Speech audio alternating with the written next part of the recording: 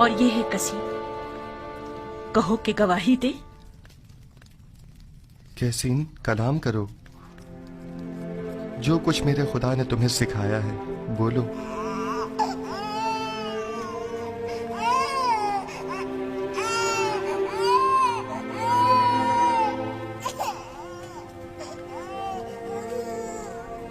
کیسین کلام کرو۔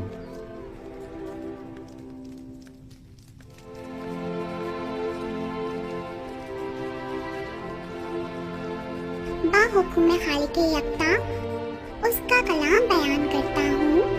اگر کرتا سامنے سے پھٹا ہوا ہو تو بانو بے گناہ اور یوسف گناہ گار ہے، اور اگر اس کا کرتا پیچھے سے پھٹا ہوا ہو تو بانو قصوروار اور یوسف بے گناہ ہے۔